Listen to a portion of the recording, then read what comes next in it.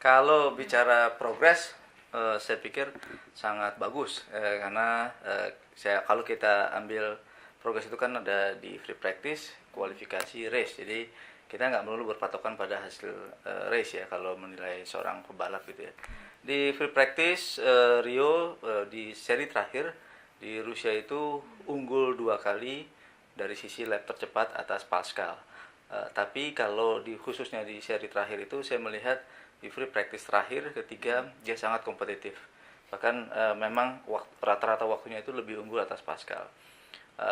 Itu di free practice. Di kualifikasi selisih tertajam Rio tadinya itu dengan Pascal ya. Pascal terhadap Rio itu di Bahrain kan. Di kualifikasi itu 1,3 detik. Bahrain Rio Pascal unggul 1,3 detik atas Rio.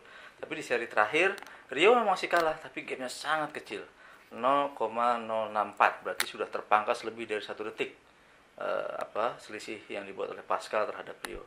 Itu pun dengan catatan di kualifikasi terakhir di Rusia itu Rio kena traffic dan dia tidak bisa memperbaiki waktunya. Saya yakin kalau dia tidak kena traffic itu Rio bisa unggul atas Pascal di kualifikasi. Kalau bicara kualifikasi juga memang 2 kualifikasi di mana Rio unggul atas Pascal.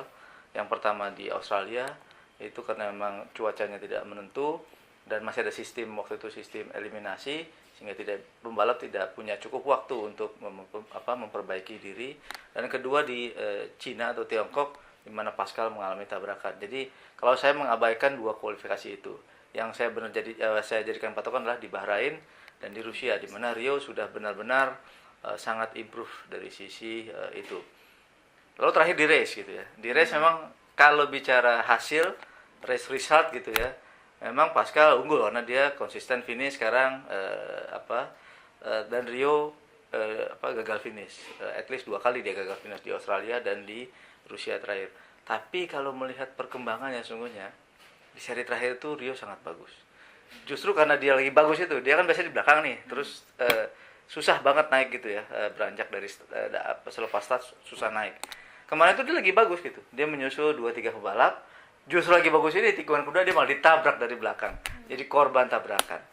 Yang saya yakini kalau itu berjalan mulus, mungkin Rio akan finish di depan Pascal. Kenapa?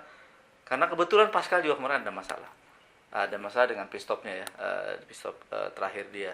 Jadi ya memang di balapan ini kan it happens lah kata orang itu kan. Ini kejadian bisa menimpa siapa aja dan sayangnya ini ketika Rio lagi bagus, kejadian yang tidak diinginkan ini menimpa dia. Gitu. Tapi secara umum saya lihat progres Rio sangat luar biasa. Dari seri pertama di Australia sampai seri keempat di